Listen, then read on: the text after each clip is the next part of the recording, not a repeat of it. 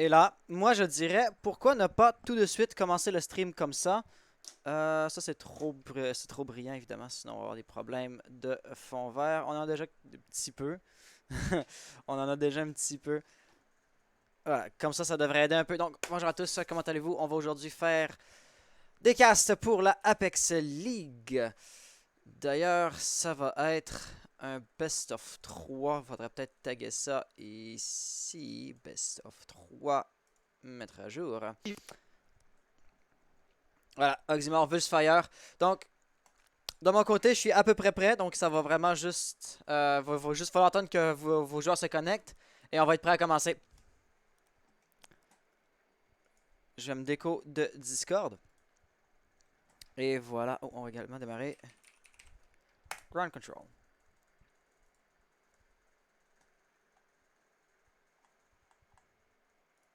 Voilà. Parfait. Donc ici, cette compétition-là s'inscrit dans le contexte de la Apex League. La Apex League fonctionne, je dirais, un petit peu comme un système de classé, mais quand même simplifié. Donc au lieu d'avoir comme or 1, or 2, or 3, platine, blablabla, il y a niveau 1 où il y a tiers 1, tiers 2, tiers 3. Puis après une semaine, si t'es le meilleur de ton tiers, tu montes au tiers suivant. Si t'es le moins bon de ton tiers, tu descends dans le tiers en dessous. Et puis ici, on est dans le T2. Et puis plus tard aujourd'hui, j'avais casté la finale du T1 également. Par exemple, je suis pas certain, j'ai comme l'impression d'avoir un cheveu dans les yeux. Et puis d'ailleurs, je suis pas certain si ça va être sur ma chaîne parce que ça va être casté en duo. Le reste à voir si ça va être sur ma chaîne à moi ou sur la chaîne de l'autre casteur, en l'occurrence Akilen, que certains d'entre vous, que plusieurs d'entre vous en fait connaissez si bien. Donc, il nous manque plus qu'un seul joueur dans l'équipe de la Vulsfire. Et puis on va aller faire une petite chose ici. On va aller interéchanger hop, les personnages. Ou les logos des teams, je pense. Puis si on fait ça comme ça, à la place... Ah ouais, en enlevant le truc ESL et en mettant le mien à la place.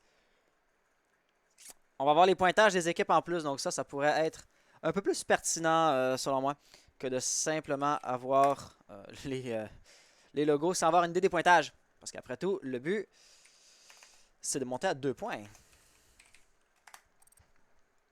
Et voilà. Donc, supposément, tous les joueurs sont là. On va juste aller faire une petite confirmation avec les joueurs. Petite confirmation, est-ce que tout le monde est prêt? Oui. Donc pour la Vulsfire, yes. Pour l'Oxymore également, parfait. Bonne chance à tous dans ce cas-là. Et que le meilleur gagne! Voilà, on va être prêt à démarrer ça.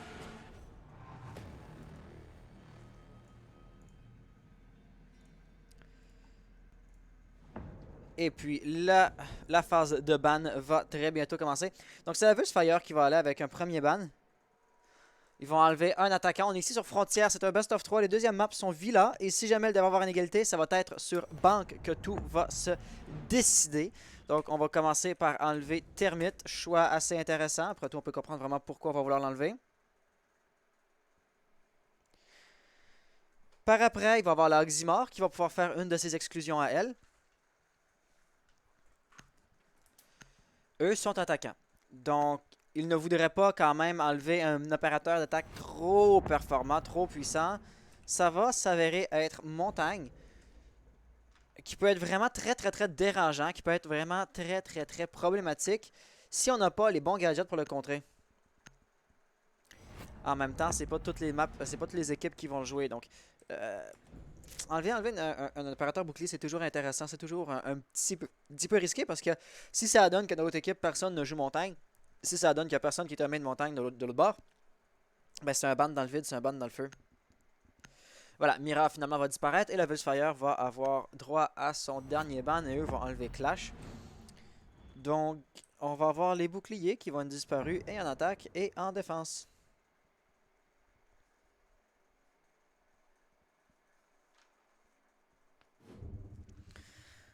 Donc, avec tout ça, on va être prêt à commencer pour la première manche. Et la première manche, vraiment sans grande surprise, on va pouvoir dire qu'elle va se jouer dans les casiers de l'armurerie et les archives. On ne s'attendait absolument pas à quoi que ce soit d'autre. Et puis au niveau de la composition, Kaona Sans, comment ça va depuis le temps où là beaucoup de choses ont changé à ce que je vois. Beaucoup de choses ont changé. Ah, pour les compétitions, tu parles, Kaona, tu as investi. Ok, salut Kaona, premièrement, comment vas-tu?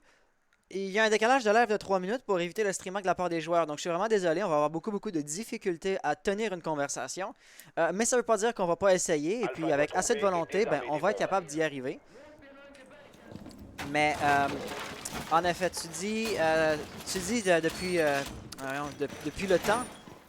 Remets-moi un peu en contexte. C'est quand la dernière fois que tu étais venu faire un tour sur la chaîne? Comme ça va pouvoir me mettre un peu en contexte de qu'est-ce que j'ai pu changer depuis.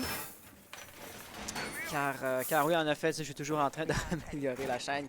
Et bienvenue sur le stream. Bon retour dans la communauté. Si tu me dis que tu as déjà été là avant. En fait, ton pseudo me dit quelque chose, mais tu sais, que vaguement, là. Je reconnais que ça fait un bout qu'on s'est pas vu, mais je reconnais aussi qu'on s'est déjà vu. Donc, on va jeter un œil ici sur Valkyrie, parce que Valkyrie, elle va pouvoir avoir la capacité de balancer des petites placailles à gauche et à droite, je veux dire. Les barricades de porte de castle vont être, somme toute, assez prévisibles et assez faciles à trouver. Une petite caméra qui est lancée dans un coin d'une porte va être un petit peu plus difficile à repérer. Et puis, on a déjà des déplacements très agressifs. Ici, on a Desmes ou Demé. Je suis pas certain si les S ici sont muets ou pas. Il a tenté des petites sorties. Et puis malheureusement pour lui, ça n'aura absolument pas du tout fonctionné. Donc il n'a plus beaucoup de vie. Abuzz qui dit c'est pas grave, je comprends pourquoi tu peux pas. Je l'aurais fait hier à Buzz. Mais là hier c'était l'autre équipe qui avait annulé la chose. Parce qu'il faut que je me garde une journée. Puis ben c'est ça, ça donne que c'est aujourd'hui que je vais faire les devoirs, l'étude et tout ça.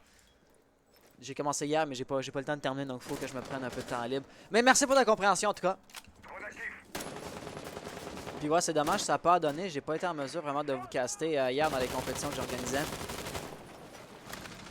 Sinon, je sais pas si tu as vu aussi, j'ai créé un nouveau channel dans mon serveur Discord. Le mur ici est tout à fait renforcé, donc Xenon ne pourra pas rentrer. Il va devoir passer par le cadre de porte et ensuite aller vers les escaliers. Oh, beau positionnement pour un lancer jab. Et on va avoir déjà ici Érosion qui va lentement mais sûrement commencer à avancer. Il va être deux à côté, la barricade. Et puis, ça devrait la détruire assez rapidement. Par exemple, on va avoir Doc juste ici qui va probablement réagir face à ça. Donc, lui va décaler, lui va tenir la ligne juste ici. Au moment où on a Xenon qui justement... Oh, beau tir. Il y a, je pense également, Jäger juste là qui va pouvoir se relever assez facilement. Mais lui va recevoir de la pression et par la porte et par la fenêtre. Les drones vont le taguer. À la limite, le plancher au-dessus de lui est destructible. Donc, une hache pourrait descendre en bas et faire péter le plancher sous ses pieds. Mais finalement, ça va être Princess Peach qui va aller ramasser le kill. Et là, ça va quand même mettre un bon avantage numérique pour les attaquants. Demes va être le prochain à retenir la pression. Et la pression, lui, il va en recevoir. Ils sont combien? Ils sont 4. Ils sont 3-4 derrière cette porte-là. Juste là, il voit quelqu'un. Oh, ça passera tout juste pas. On va continuer à tenir la ligne taguée par Jackal. Ça, c'est pas des bonnes nouvelles. Est-ce qu'on va faire le kill? Oh, il y a potato, ça. Non, ça, c'est dommage. Xenon va lancer une flash et... Oh! Je m'y attendais pas, mais c'est Érosion qui a fait le kill.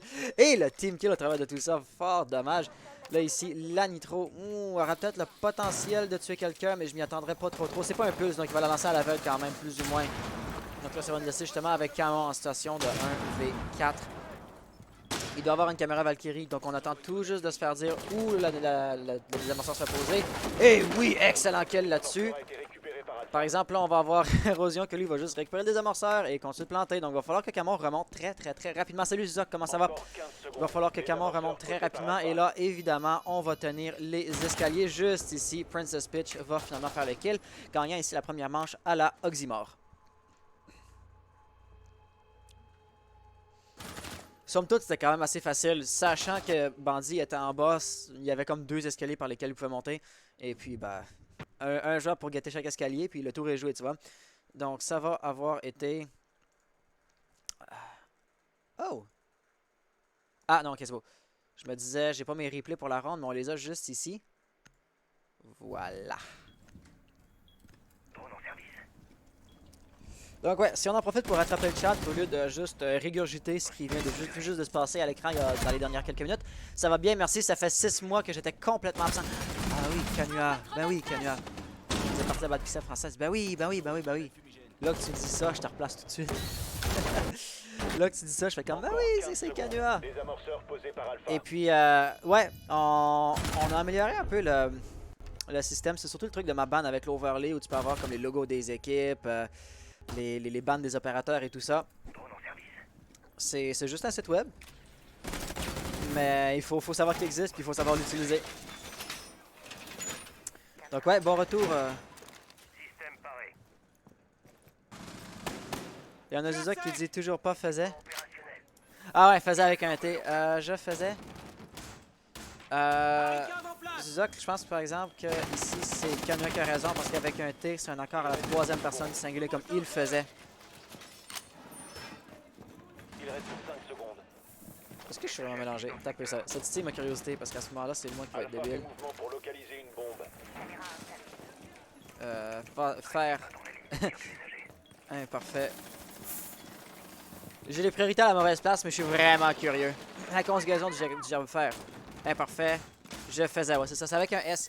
Avec un T, c'est à la troisième personne. Ah bah, ce qui dit nouveau channel. Ouais, regarde dans le channel. Le channel s'appelle comme les résultats compétition. Donc, je compile les pointages que vous avez à chaque compétition, à chaque semaine. Et puis, à la fin de la saison, le plus de points que vous avez, le meilleur que vous êtes. Et puis à la fin de la saison, comme les 10 meilleures équipes ou les 16 meilleures équipes vont être invitées à jouer en playoff. Et en playoff, ben là, on va pouvoir déterminer le grand gagnant de l'opération Ember Rise. Donc ça va être assez intéressant. Et puis le système est genre, entre guillemets, en bêta. Mon idée de ça, c'est de déterminer comme, tu sais, avec des petites compétitions. Tu sais, à chaque fin de semaine, la compétition même ne va pas changer. Mais l'idée, c'est à la fin de la saison, pouvoir déterminer un grand gagnant des compétitions. Et après ça, pouvoir déterminer qui mérite le cash prize quand je vais vouloir ajouter un cash prize éventuellement. Et ça, j'espère faire ça la saison prochaine. Ça me surprend qu'il n'y a absolument aucun explosif. Genre, il n'y a pas de hache, il n'y a pas de sledge. Zofia est juste en dessous pour détruire les batteries bandits. Et puis évidemment, bandit ne pourra pas faire le bandit strict parce que le plancher est détruit. Et puis, ici, on peut avoir RIP qui va recevoir de la pression assez rapidement. L'ouverture a été créée. Par exemple, il n'y a pas moyen de rentrer en courant. Il va falloir rentrer accroupi ou en rampant. Une deuxième ouverture juste ici va s'en charger. Et on a ici Kamon qui apparemment voulait déloger la petite Zofia qui était au rez-de-chaussée. Et justement, Princess a pris des dégâts. Maintenant, il est remonté. Donc, côté objectif, là, la pression va s'en venir assez rapidement. C'est pourquoi Castle va se replier un petit peu. Il est maintenant dans l'accueil de l'armurerie qu'elle s'appelle cette pièce-là, si on lit la petite boussole. Néanmoins, pour l'instant, il tient un bon tir croisé avec Xylac, qui va pouvoir assez facilement se relever sur la droite si jamais la pression devait arriver. Oh, ces flashs-là vont être un gros problème. Est-ce qu'on va vouloir rusher derrière en même temps? Ça aurait été le bon moment. Ça aurait été un moment excellent pour rusher parce que Xylac était tout à fait aveuglé. Absolument sans défense. Et il n'y a personne qui a voulu justement tirer profit de cette situation-là. De l'autre côté, quand même, on a Demes, lui aussi, qui va être absolument aveuglé. Donc lui, il pourrait se faire rusher par Goostel. Goostel, par exemple, va tout juste rater ça. Et voilà, beau tir qui va arriver. Au même moment, on a Demes qui va tomber. Donc ça va nous laisser avec Rip en situation de 1v trop. 1v5. Et là, Oxymore va faire une manche parfaite en délogeant Xenon sans... en délogeant, pardon. En délogeant Castle, c'est Xenon qui a fait le kill. Et c'est ainsi qu'on va avoir une deuxième manche de gagner. La Oxymore qui est partie sur une bonne lancée ici. Ils ont gagné déjà les 2 premières rondes avec une relative simplicité. La dernière manche non plus, ça s'est pas terminé comme en 1-1 à la dernière seconde de la ronde. Donc pour l'instant, on ressent une confortable avance. Donc voilà.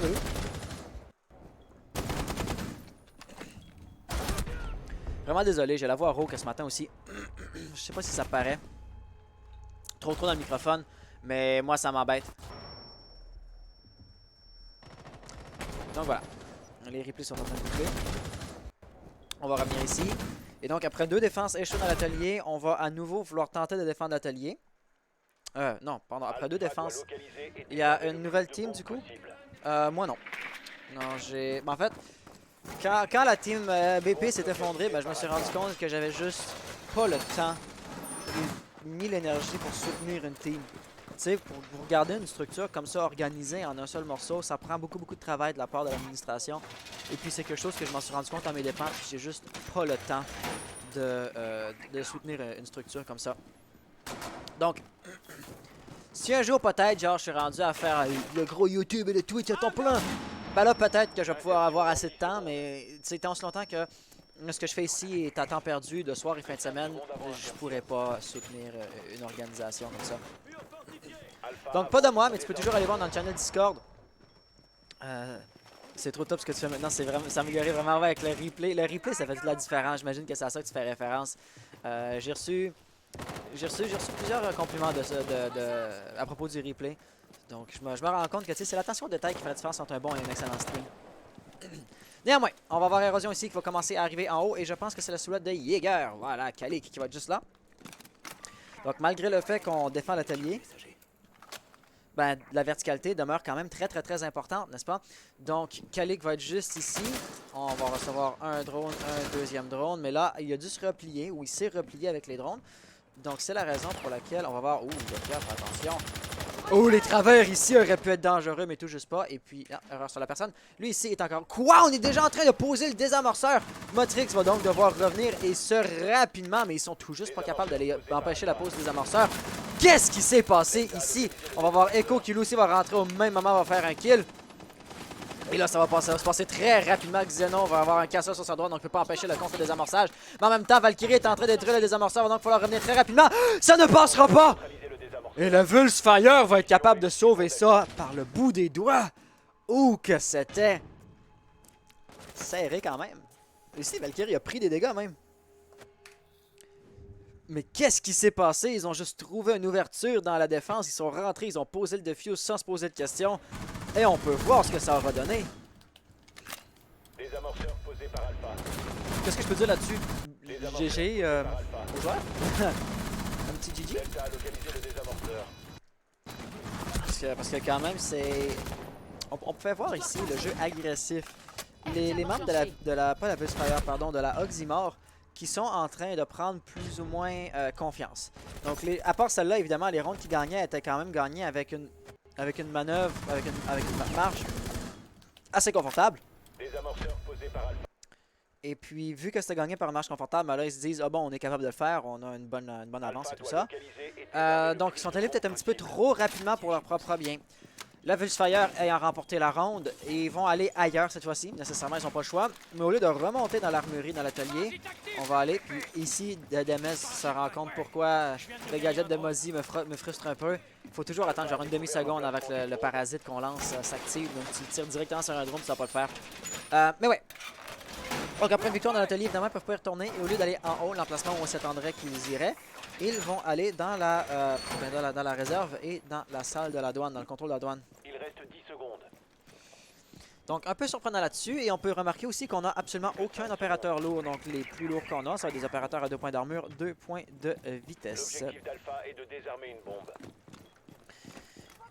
Et donc ça pourrait laisser impliquer qu'on va vouloir avoir une certaine quantité de roaming.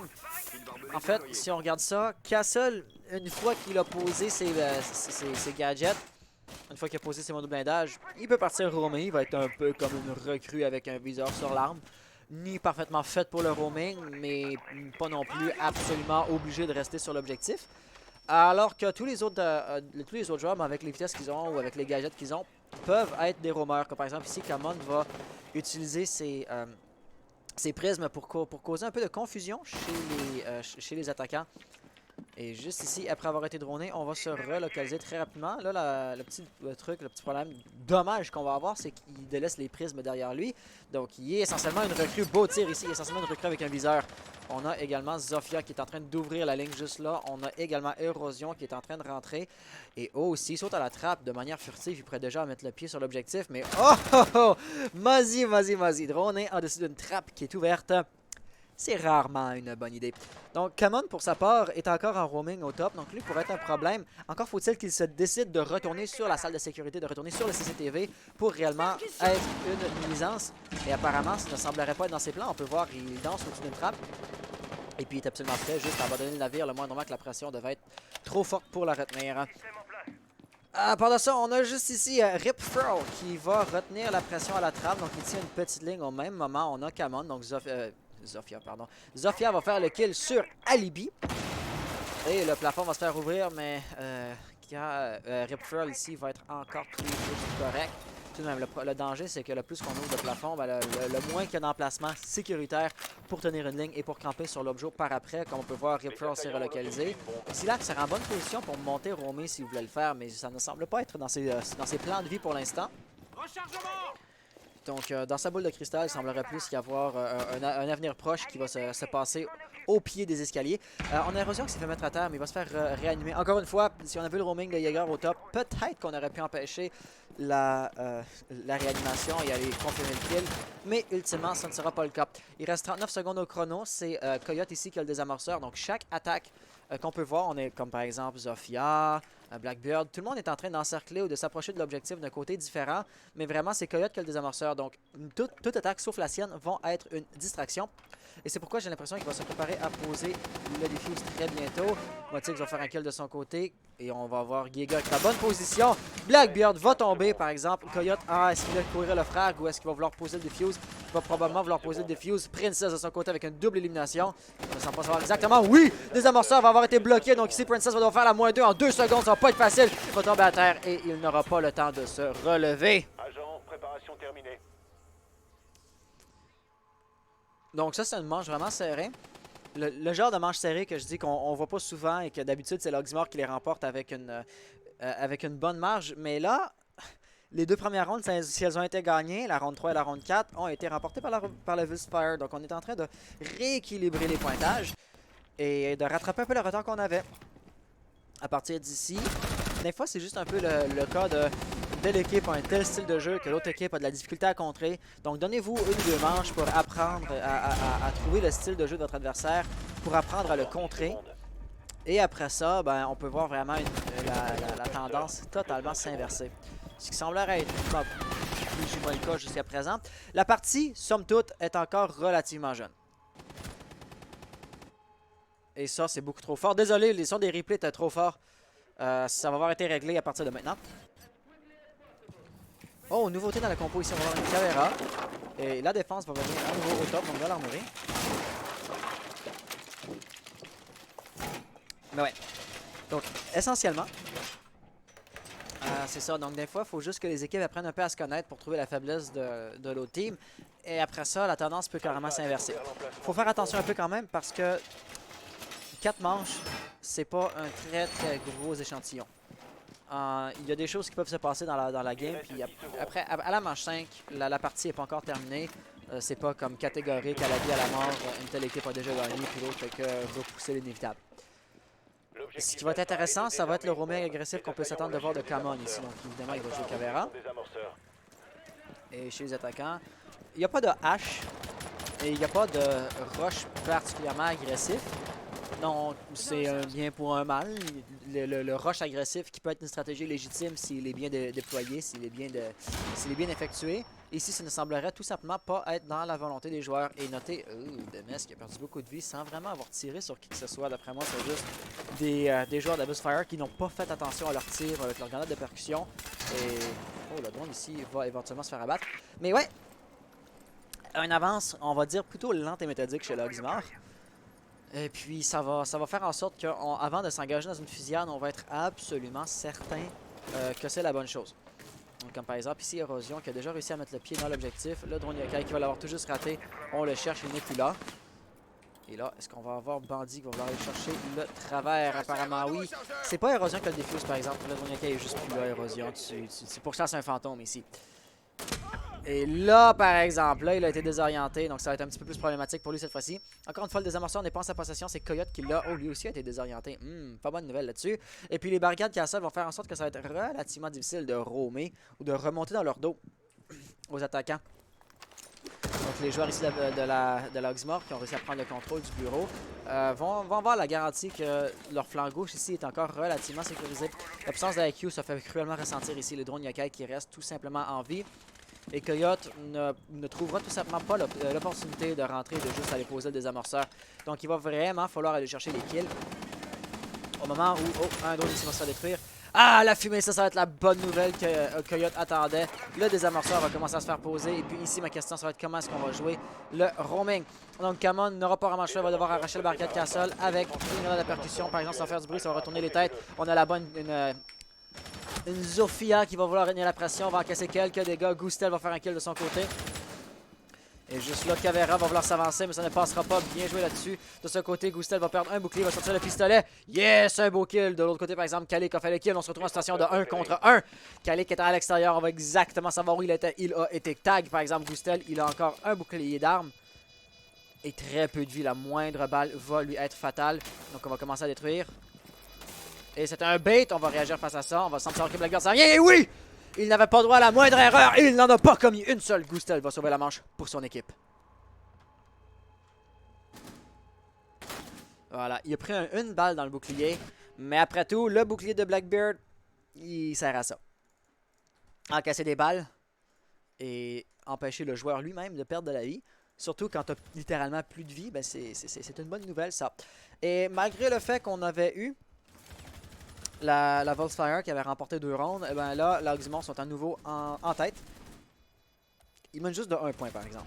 Donc c'est pas une grosse avance, mais c'est une avance quand même. Et puis voilà, on peut voir ici finalement le kill cam final de Gustel. Si j'avais été à sa place, je l'aurais joué un peu plus passivement. Je veux dire, on s'attend vraiment à ce que les 1-2 premières fois qu'on va aller jouer après le désamorceur, ça va être un bait.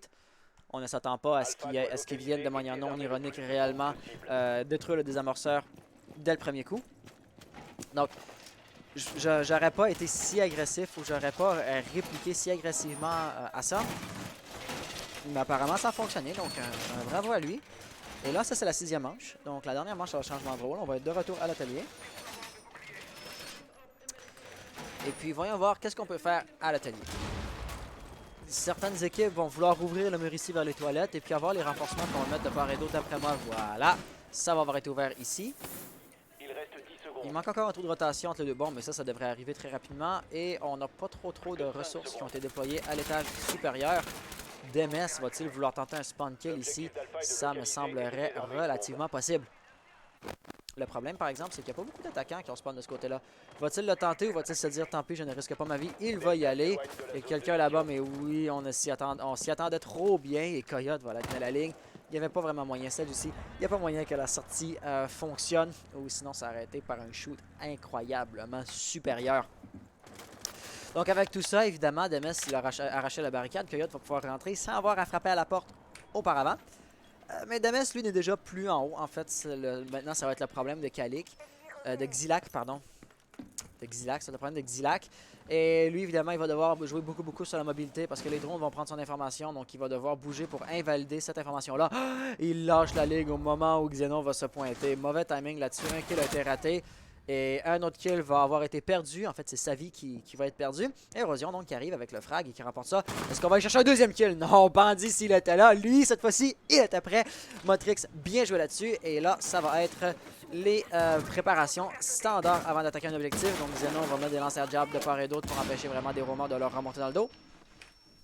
Et si on regarde un peu, Kamon, lui, est tout juste pas sur l'objectif, mais est en défense quand même de l'objet.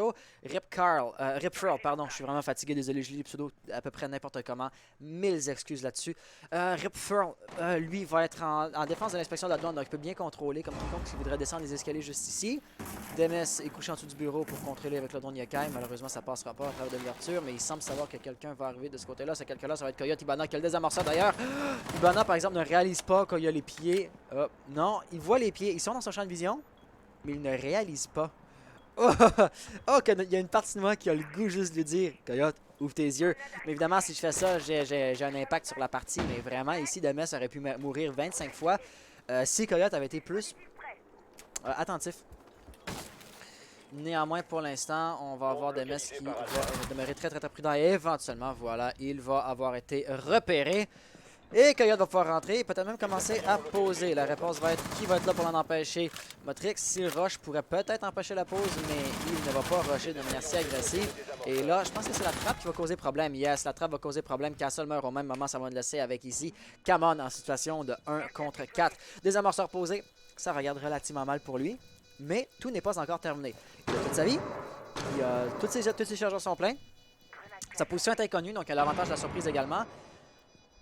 Mais à part de ça, il va falloir qu'il fasse assez rapidement. Le désamorceur a quand même pris la moitié de son temps avec 2 attaquants au top. Un qui est à rappel tête baissée et l'autre à l'extérieur comme ça. Ça n'allait pas le faire. Gustel tenait une ligne qui était juste imprenable. Surtout si on ne sait pas qu'il est là. Je veux dire, dans le pire des cas, si tu savais déjà qu'il était là, la décale aurait pu être possible. Oh, nice one tap d'ailleurs.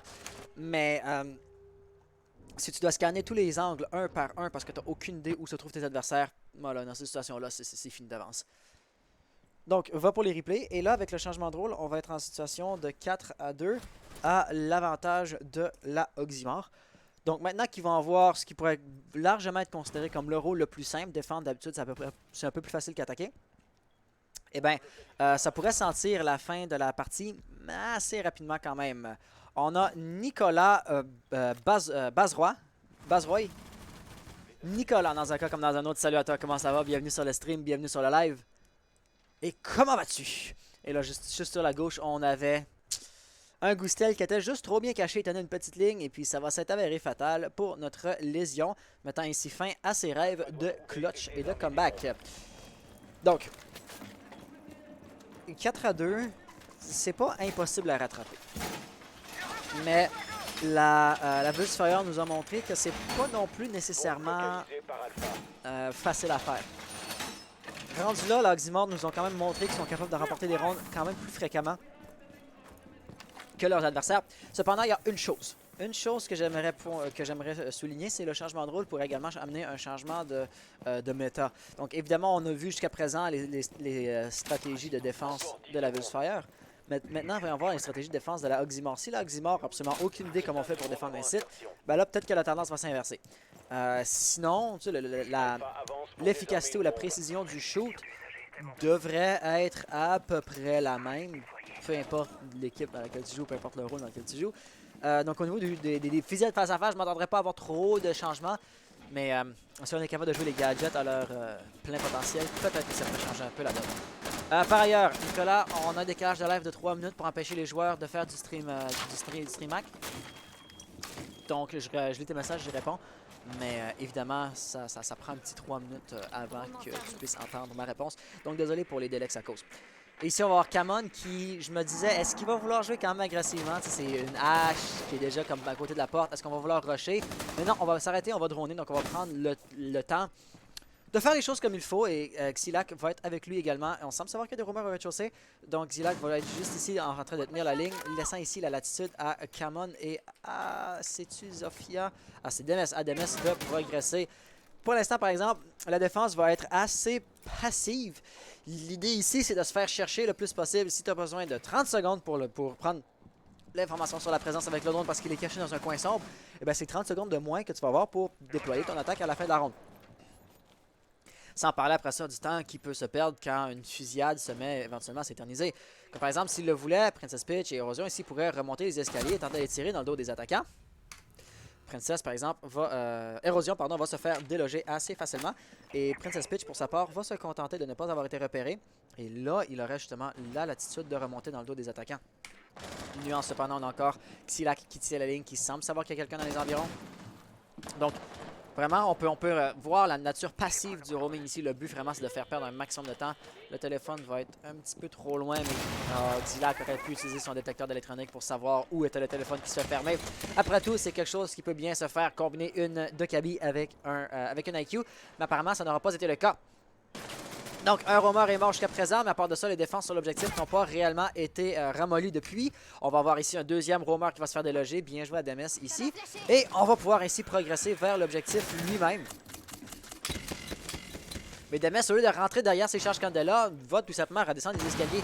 En rétrospect, c'est la bonne chose à faire parce qu'après tout, ça ne va avoir flashé personne. Coyote ici va tirer un peu, mais c'est Xenon qui va aller chercher le frag. Gustel de son côté va en faire un également. Ça nous redescend en situation de 3 contre 3. Et on va voir ici comment va vouloir avancer. Oh, on a eu un petit peu de bruit de la part de Mozzie, mais non, finalement, ça va être Mozzie qui va aller chercher le kill. Et Gustel, s'il a pris beaucoup de dégâts, Doc a encore 2 pistolets Steam, donc il pourrait facilement aller le guérir. Avec 16 secondes restantes, par exemple, les attaquants n'ont pas le désamorceur. Motix peut facilement le récupérer, il est à 6 mètres en face de lui. Mais en 11 secondes, il pourra probablement pas mettre le pied sur l'objectif. Le kill ici va passer, donc ça commence à relativement bien regarder. Coyote et Xenon sont à peu près du même côté. Xenon doit absolument empêcher la pause des amorceurs. Oui, ici, c'est à peu près gagnant. On a 0 seconde restante. À la toute dernière seconde, là, Oxymore va le gagner à cause du temps qui est tout simplement tombé à 0. Mais c'était serré. On peut voir ici, il était couché. IQ n'a juste pas eu le temps de se retourner.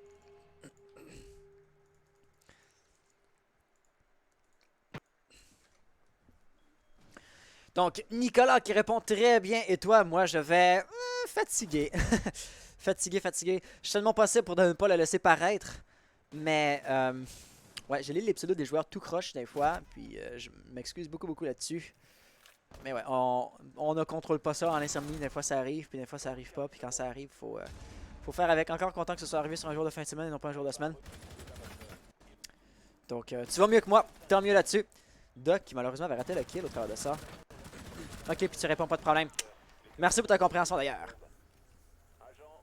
Et donc oui, je pense que c'est à peu près la première fois que je vois ton pseudo sur la chaîne. T'es nouveau dans la chaîne ici? Si oui, évidemment, bienvenue dans la communauté. Sinon, vraiment désolé pour ma stupidité profonde. La dernière ronde s'est jouée dans l'armurerie.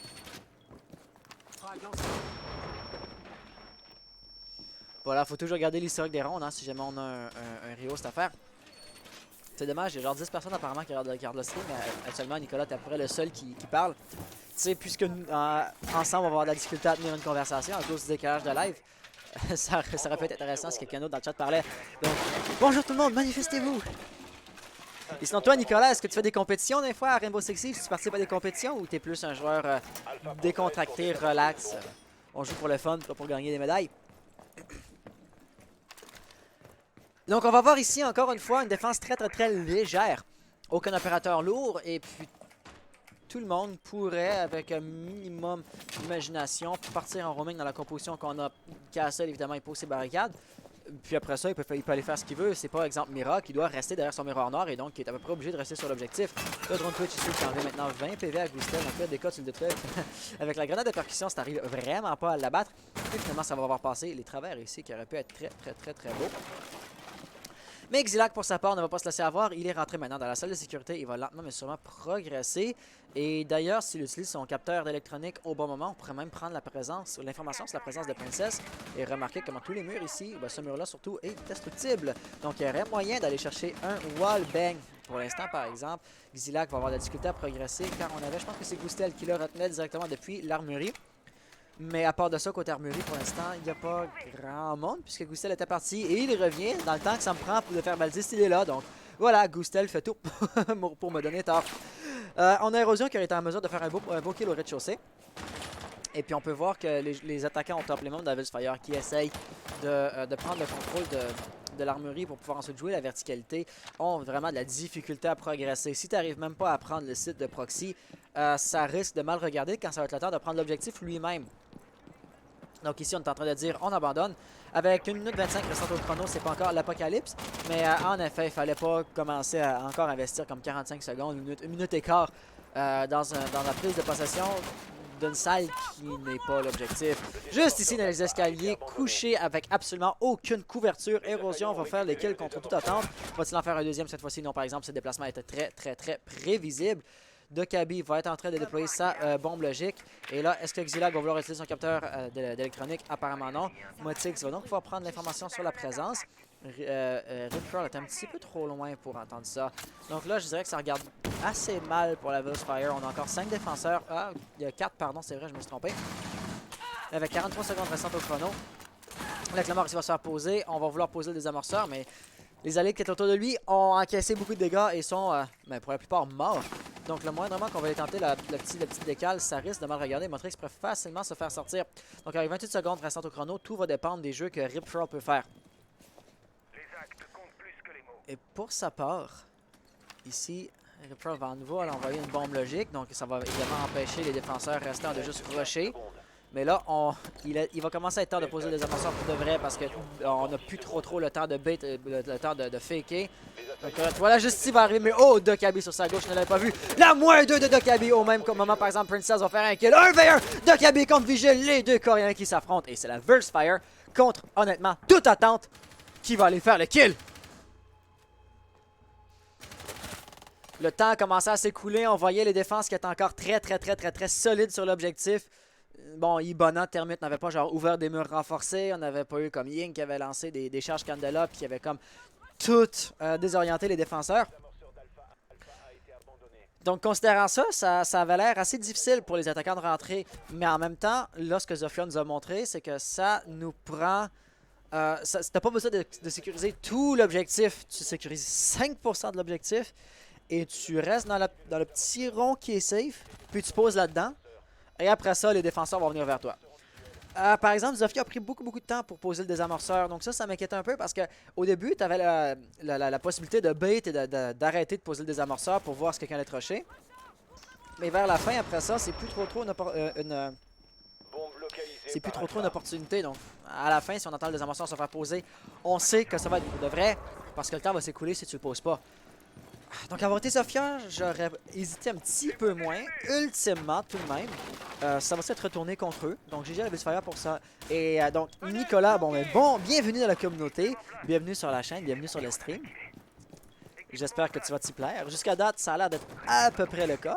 Puisque sinon, je doute bien que tu serais resté. Et puis, tu es un joueur chill, je vois. Donc, ce genre de compétition-là, ce sera pas trop pour toi.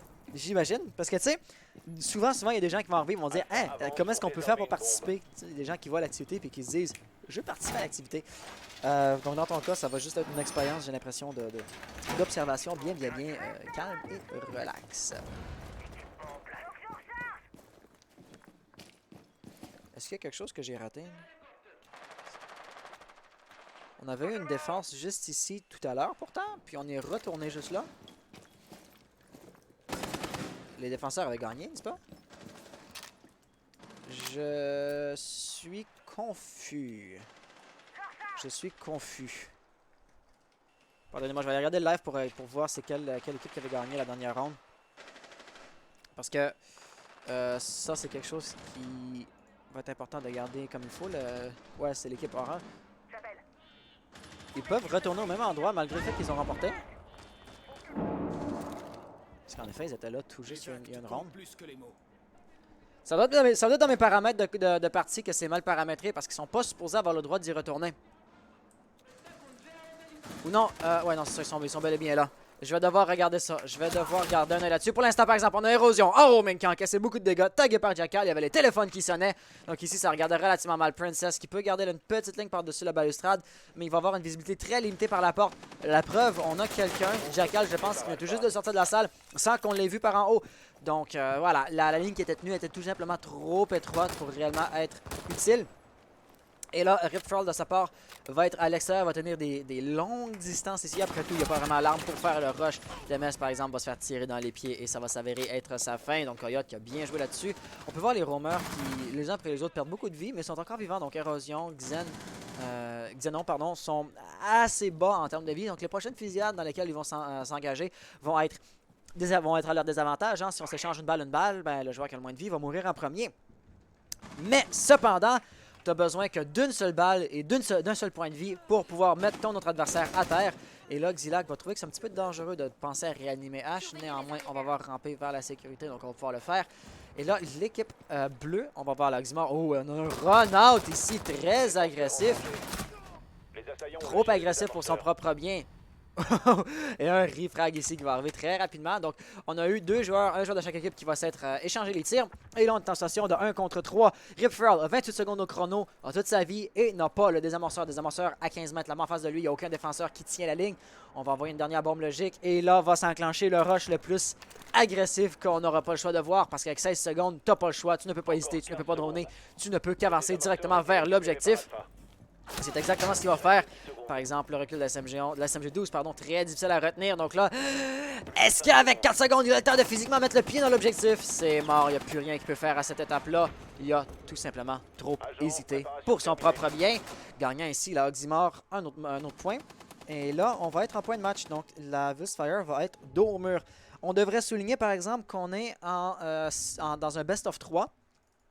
Donc, il va y avoir 3 maps qui vont être joués au total. Et c'est la première équipe qui remporte 2 de ces 3 maps-là qui l'emporte. On est encore à la toute première map. Donc, que l'une ou l'autre des équipes l'emporte, rien n'est encore gagné, rien n'est encore perdu. Mais ça va quand même rapprocher ici, si on suppose que l'Oxymore est parti pour l'emporter, ça va quand même rapprocher la Oxymore de la victoire. Donc voilà, les replays, il n'y en avait pas beaucoup là, j'ai raté beaucoup de kills, donc on va les laisser boucler une deuxième fois. Jackal qui était trop agressif, c'est ici vraiment que ça prend une hache ou une Zofia pour ouvrir le mur à distance. Il a été bien trop agressif pour son propre bien vigile dans ce cas-ci. Et après ça, on a eu Jäger également qui a été abattu directement après avoir fait le kill sur H. Alpha doit localiser et désarmer le plus de bombes possible. Donc, point de manche. Ou manche décisive. Point de match, pardon. Oh, la fatigue. J'adore ta façon d'expliquer et je regarde la Pro League américaine, mais en français, c'est encore mieux. Ouais. Moi, il y a une chose qui m'embête un peu avec la Pro League américaine en français. Et puis, c'est pas de la faute des Français, là. Mais, tu sais, c'est toujours la Pro League américaine. Et par-dessus, on va enlever le commentaire des Anglais, on va mettre le commentaire des Français, puis on va le streamer sur Rainbow Six FR. Donc là, ce qui se passe, c'est comme par exemple, je me rappelle une fois, c'était la phase de ban de map. Donc tu avais comme toute l'interface avec les maps qui se font ban par l'une ou l'autre des équipes. Puis après ça, au-dessus, tu vas avoir la phase des casters. Et tu as la phase des casters américains quand tu as les Français qui parlent par-dessus. Donc ça, je trouvais ça un petit peu dommage. Après tout, ça se comprend, là, c'est le même stream, tu vois, mais avec un audio différent. Puis ben, les Américains, le stream anglais, c'est le stream le plus regardé. Mais c'est quand même légèrement dommage. Néanmoins, donc je suis content que ce que je fais te plaise, Nicolas. Donc merci, je vais prendre ça comme un compliment. Et je suis solo pour gérer le stream, les perspectives, le live et tout ça. Et le cast, évidemment. Donc, j'essaie de faire de mon mieux. Je peux pas compétitionner avec l'armée de techniciens que la Pro League vont avoir dans les coulisses. Mais je pense que le résultat est quand même pas mauvais, là. Camon fait un petit peu attention au mur. Ça fait 2 fois que tu colles dessus, que tu perds des dégâts bêtement à cause de ça. Si on cycle rapidement au travail des perspectives des défenseurs, on a, je pense, que Jäger qui est en roaming. Valkyrie, elle, dans ses caméras depuis l'objectif. Donc, ouais, Jäger est en roaming avec un game sense infini. Il pourrait même faire le wallbang sur le mur à sa droite, mais ça ne semble pas, il semble pas avoir l'information techniquement parlant d'MS ici et derrière un mur non renforcé par rapport à Princess. On peut voir ici le beau travers qui serait possible, mais l'un et l'autre n'ont pas conscience de la présence de leur adversaire. Donc pour l'instant, on ne pourra pas réellement progresser. Une chose d'ailleurs qui m'inquiète légèrement. Oh! Une chose qui m'inquiète légèrement, premièrement, Oxymore va perdre un premier joueur. Pardon, Voltsurrier va perdre un premier joueur, donc ça regarde mal pour l'attaque. Mais c'est surtout qu'on n'a pas le désamorceur chez les attaquants. Ah, au moment où je dis ça, on a Rip Fury. Rip Furl, pardon. Je me mélange toujours dans les pseudos, encore une fois. Mon état de fatigue ne m'aide pas. Mais voilà. Rip Furl a dû faire une rotation, a dû sortir de l'objectif, a dû sortir du bâtiment pour aller récupérer le diffuse. Et ça, en soi, bon, c'est pas la fin du monde. Il n'y avait pas aucun défenseur qui n'a la ligne, donc il n'a pas risqué sa vie. Mais il a quand même perdu, bon, 15-20 secondes pour sortir, aller récupérer, revenir. Donc, si jamais l'assaut devait se faire dans les toutes dernières secondes de la ronde, et bien là, 15-20 secondes pourrait faire la différence entre la victoire et la défaite. Et juste ici, on a Princess qui semble savoir qu'il y a quelqu'un dans les environs, mais ce quelqu'un-là, DMS, est en train de lentement mais sûrement se faufiler jusqu'à l'objectif. Et Tanya Slotan qui n'a pas été repéré, qu'on n'a pas officiellement l'information sur sa présence, il ne va pas se faire push dans son bac. Et là, il va poser des lancers jab. Donc ça aussi, ça va nécessiter que Jäger les détruise avant de pouvoir le rusher. Si jamais il va juste ici, le turn va-t-il passer? Non! Ça ne sera pas suffisant. Princess a encaissé beaucoup de dégâts. Malheureusement, il n'y a pas de dog dans la composition chez les défenseurs. Donc les dégâts que Jäger a pris vont être irrécupérables. GG pour le cast et le scrim, c'est vraiment au top. Ben merci. Je vais prendre ça comme un compliment. Et bon, on va dire GG aux joueurs, n'est-ce pas? Parce que si le shoot était médiocre, s'il va avoir comme des gros potatoes, beau kill là-dessus, si à chaque kill on devait vider comme un chargeur dans le vide, eh ben ça ferait, un autre wallbang ici, si on laissait avec Camon dans la station de 1v5. Non, ça ne passera pas. Et l'Oxymore ont remporté la partie.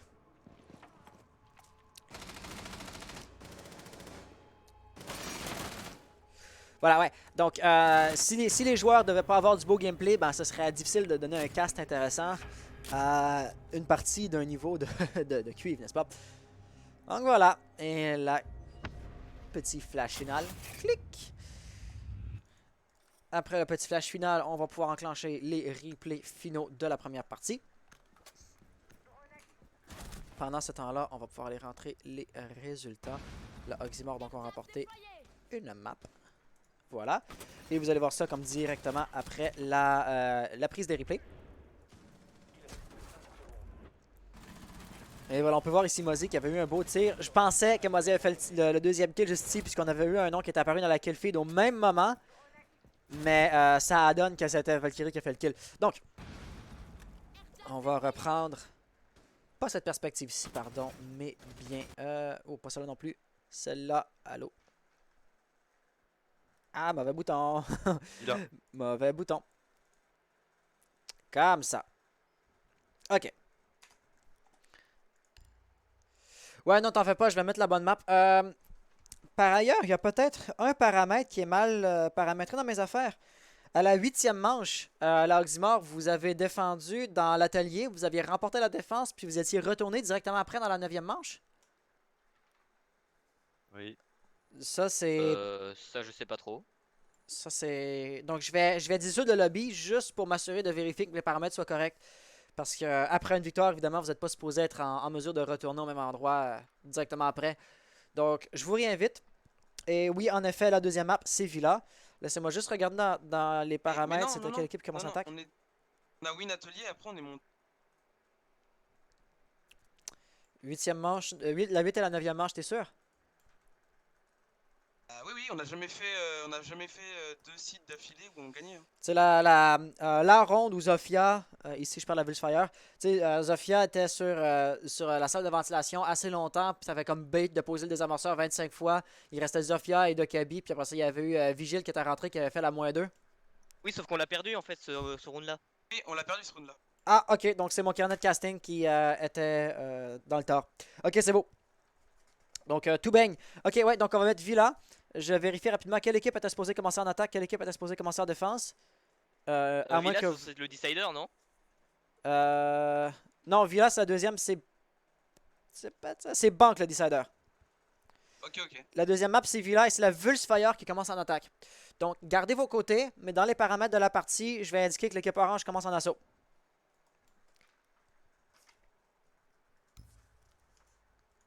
Voilà. On change ça comme ça. Sinon, pour le reste, on ne change pas trop. Oxymore, et puis... Voyons. Vous me donnerez 2 secondes pour préparer mon carnet de casting et après ça, je vais être prêt à lancer. No prob, no prob. Évidemment, si jamais on a besoin de faire un rehost, ben, il faut savoir quel round a été gagné, où et qui, les bandes des opérateurs, les pseudos des joueurs invités, tout ça. Donc c'est pour ça que je vais prendre un petit moment qui va pas être très passionnant à regarder, parce que je vais juste fixer la table pour vous. Mais c'est quand même important de bien se préparer. Donc on joue sur Villa. Et juste pour rattraper le chat, très rapidement, on a Fwerx. Salut à toi, comment ça va? Bon, allez, je regarde la game. Bonne chance. À tantôt, à la fin de la game. Merde, ben ouais, merde, ben ouais, donc c'est le timing ici, si tu parlais de la dernière partie, en effet, tu viens toujours d'arriver vers la fin de la partie. Dans l'Oxymore, c'est érosion.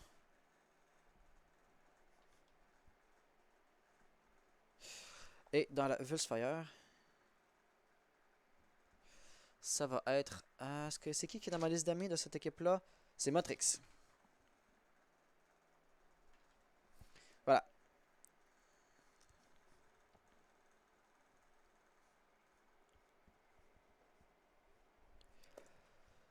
Ok, confirmation, tout le monde est prêt? Ready. Oui. Parfait, donc bonne chance à tous et que le meilleur gagne. Et on est parti ici pour notre deuxième map. Oh, il y a une chose par exemple que j'ai pas fait. C'est de réinitialiser les bandes des opérateurs. Voilà. Et Nicolas qui fait un petit bonhomme sourire, un petit émoticône. Donc, on est ici sur Villa. Une map qui, somme toute, n'est pas jouée particulièrement souvent. Par ailleurs, on vient d'avoir une mention de follower. Donc, Ikro Senpai, merci pour le follow. Bienvenue sur la chaîne, bienvenue sur le stream. Bienvenue dans la communauté. J'espère que tu vas t'y plaire. Et puis, désolé, on n'affiche pas les notifications pendant qu'on est en compétition. Le but, c'est de garder un stream aussi épuré que possible.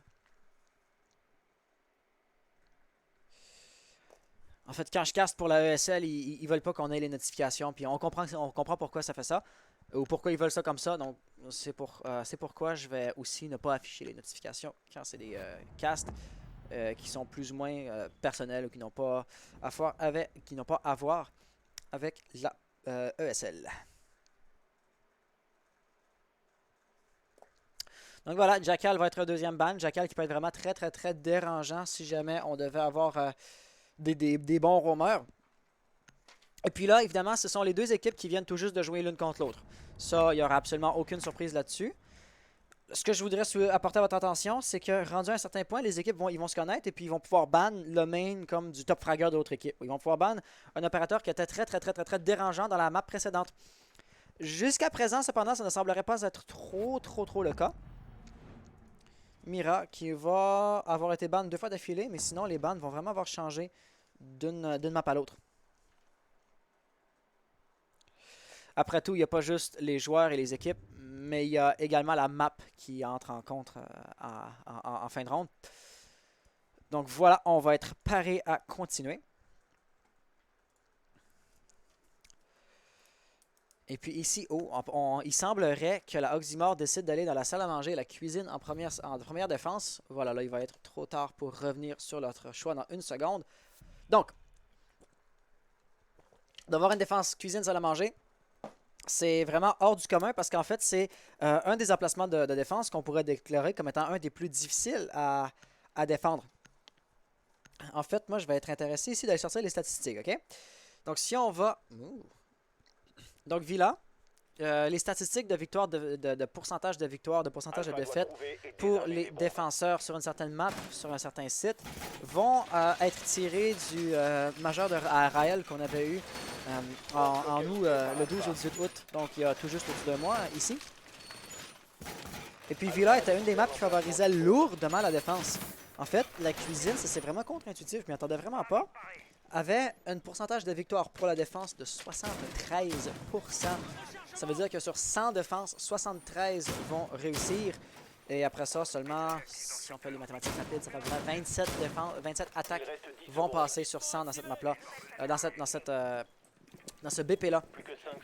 Ce qui vraiment est très lourdement à l'avantage. Oh, est-ce que le dispositif Jaeger va se faire détruire ici? Oh, il est tout juste vivant. Ça, c'est une bonne nouvelle pour la défense. Donc, c'est ça, on s'attendrait vraiment pas à ce qu'ils aillent là en premier lieu. On s'attend toujours à voir salle d'aviation ou, dans le pire des cas, salle des statues. Mais définitivement, si ça fonctionne, hein, qui suis-je pour critiquer ce qu'ils font? Par exemple, ici, je vais critiquer l'assaut trop agressif d'IQ qui n'a pas prêté attention à ses angles et Princesse qui était là pour le punir. Le désamorceur, par exemple, va être en possession de Rip Furl. Et lui, est-ce qu'il avançait tout seul? Non, on va avoir une Zofia juste ici. Et pour l'instant, ben, ils vont pouvoir rentrer sans trop de pression. Il n'y a absolument aucun roamer dans les environs prêt à les empêcher de rentrer ou quoi que ce soit. Donc, ils vont être très prudents. Nécessairement, c'est ce qu'il faut faire pour rester en vie. Et on peut voir qu'on va même avoir deux attaques qui vont se préparer. On a deux duos essentiellement. On a Motix qui va tenir la ligne pendant que le drone de Ripfer va prendre les informations. Et à partir d'en bas, on va avoir Demes et Kamon qui vont arriver à partir du sous-sol. Donc lentement mais sûrement, la nature du gadget de Nock va lui permettre de se faufiler, d'avancer lentement mais sûrement vers l'objectif. Bon, de là à rentrer sur l'objet sans qu'on le voit arriver, ça c'est peut-être un petit peu plus tiré par les cheveux, mais il va pouvoir quand même s'approcher furtivement et figurativement parlant, frapper à la porte de l'objectif avant qu'on réalise sa présence. Rip va faire un premier kill et juste ici on a quelques tirs de Gustel qui voulait ouvrir une ligne de visée apparemment, mais ça ne passera tout juste pas. Et là, lui, sa présence va maintenant avoir été connue. La fusillade va donc s'enclencher entre Gustel et Demes, mais ni l'un ni l'autre ne vont réellement se voir et la fusillade n'aura pas eu lieu. Et juste sur la droite, on va voir... Ah, erreur sur la personne, c'est qui? C'est Lésion? C'est Valkyrie. Oh, j'avais eu peur de rater cette fusillade-là. Érosion qui est tout juste ici. Le drone, évidemment, va prendre des informations. La Nitro va te le faire le kill. Oui, belle explosion là-dessus. Par exemple, il n'est pas au bout de ses peines. On va voir Repfrog qui va aller chercher la refrag. Mais Érosion, pardon, c'est juste retourné d'aller faire un deuxième kill sur Kamon. Et là, il n'est tout simplement plus là. Donc tout ça, ça regarde relativement mal pour la Vulsfire pour leur première round. La bonne nouvelle dans tout ça, c'est qu'on n'a pas perdu le désamorceur. Pas besoin donc d'aller faire une grosse rotation pour aller le récupérer. Par exemple, on va avoir ici beaucoup de difficultés à progresser vers l'objectif. Donc ça, c'est pas non plus très encourageant pour l'attaque. Avec 38 secondes restantes, c'est pas encore la grosse panique. Mais ils vont pas trop pouvoir se permettre d'hésiter. On voit qu'il y a un roamer au top. Ce roamer-là, ça va être Valkyrie. De tous les opérateurs, c'est Valkyrie qui roam. On s'entendrait plus à ce qu'exemple Goostel avec Mozzie soit en roaming. Mais non, Érosion, pour l'instant, il fait une ronde par habitude. Ou par bonne habitude, je devrais dire, par précaution. Mais les attaquants sont pas dans les environs. Avec 10 secondes restantes, par exemple, Ripfurl va devoir amener le désamorceur sur l'objectif. Et ça, très rapidement. Ça va mal regarder. Et finalement, non, ça ne passera pas. On va avoir Valkyrie qui va l'intercepter. Et c'est là qu'on peut voir que des fois, attaquer tout seul, ce n'est pas la meilleure des idées. Parce qu'on avait quand même Nock qui était rendu presque sur l'objectif. Qui a peut-être même mis pied sur l'objet, mais sans le diffuse, tout ça ne servait à rien.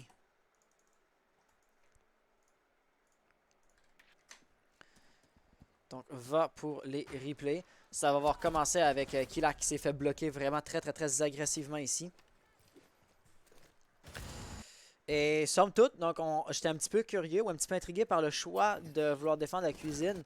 Mais après tout, ça aura super bien fonctionné. Donc absolument aucune critique, aucune remarque à aller donner là-dessus.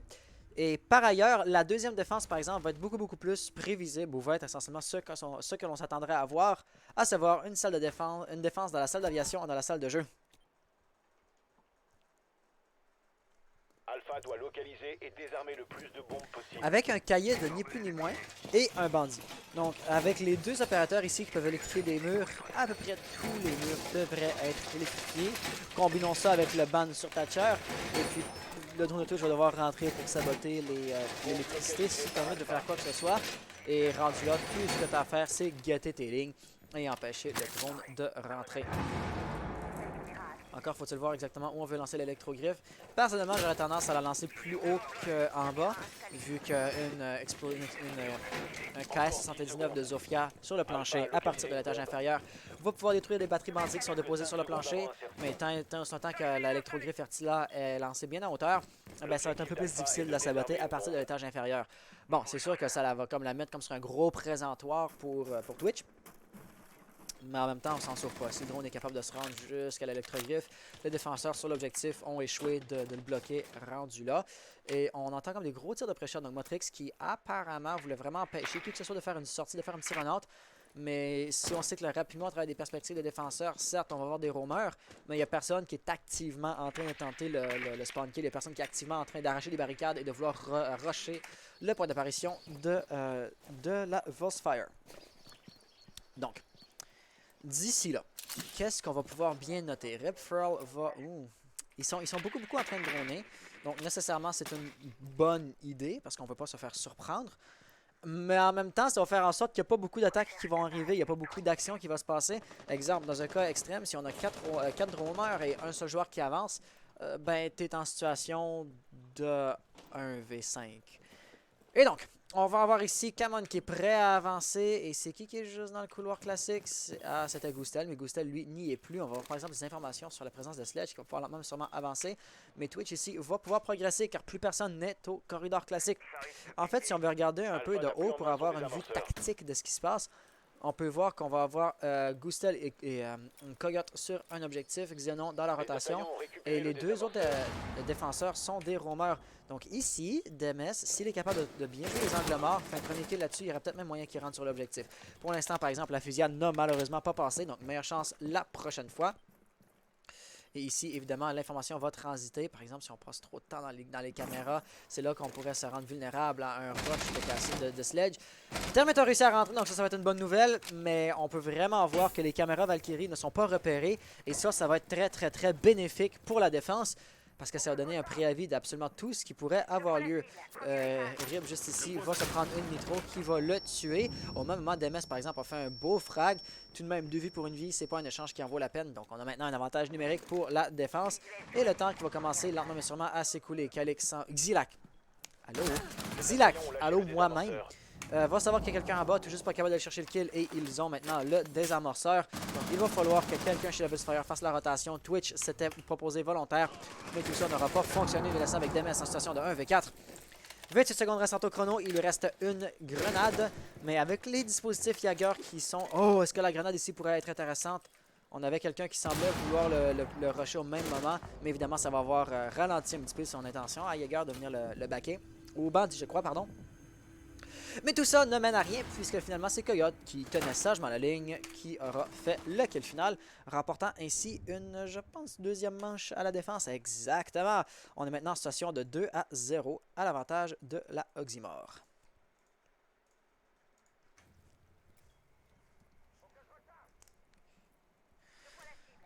Donc, ici, vraiment, c'était l'incapacité d'ouvrir les murs renforcés qui vont avoir coûté la ronde. Si on avait été capable d'ouvrir la salle des armes, ou si on avait été capable d'ouvrir un mur renforcé à partir de du bureau, ça aurait pu être beaucoup plus intéressant. Mais dans le cas comme c'était, il y avait également les caméras Valkyrie qui donnaient toutes les informations du monde à l'attaque et à la défense, pardon. Et c'est là qu'on peut voir à quel point il est important de ne pas ping les caméras. Parce que quand tu pings avec la cam, évidemment, on sait qu'il y a une cam qui te voit et tu vas finir par réaliser d'où se trouve la caméra.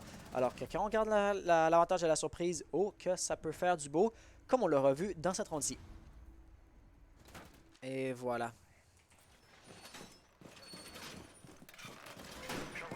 Donc, troisième manche, cette fois-ci, ça va être dans la salle des statues. Encore une fois, après avoir gagné l'aviation, c'est là qu'on s'attendra à y aller.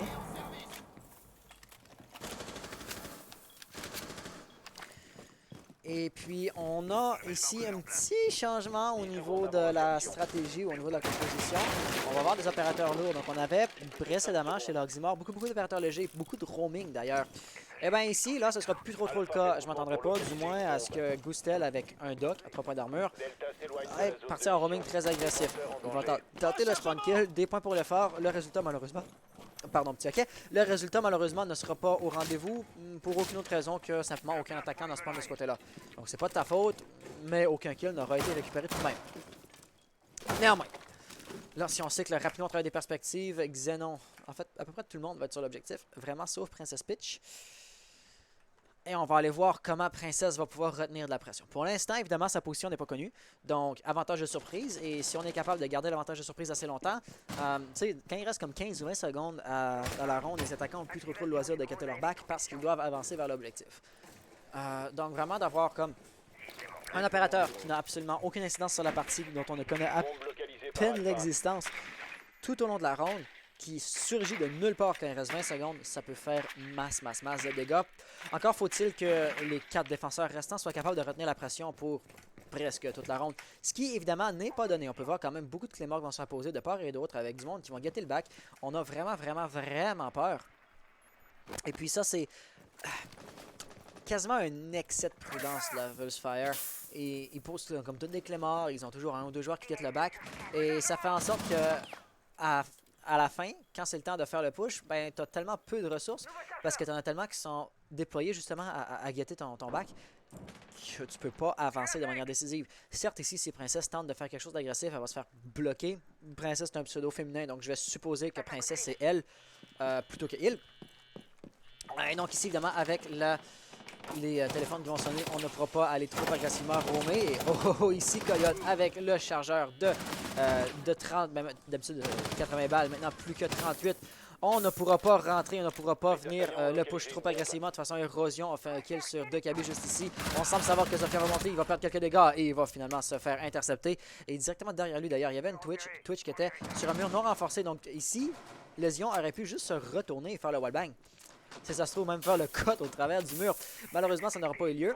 Et là, la question va être qui va être dans les environs pour retenir la pression. Comment est-ce que ça s'est fait détruire ici? Parce que le bandit n'était pas là pour poser la charge hydrothermique. Pour poser, pardon, la batterie de bandit. Apparemment, les deux joueurs se sont échangés des tirs, mais Motrix, après tout, peut se relever lui-même. La Mingu, par exemple, va s'avérer être sa fin, nous laissant en situation de 2v3, rectification 1v3, et là, on va avoir une IQ qui semble savoir exactement où Doc se trouve, donc le moindre moment que Doc se pique, lui risque de se prendre une balle à la tête, exactement, mais avec 12 secondes restantes, sans le désamorceur, il va falloir avancer, et à nouveau, Princess qui maintenant est revenue du roaming, et Coyote qui est parti en roaming, mais sans le désamorceur, les deux défenseurs restants sont physiquement trop éloignés les uns des autres pour qu'on puisse être capable de tuer les deux, un premier kill. Mais avec le dernier qui est pas sur site, il n'y a rien qu'on puisse faire là-dessus. Donc bien joué là-dessus, le temps qui va encore et toujours s'avérer être un très gros problème. Nous gagnant ainsi encore une manche pour la défense.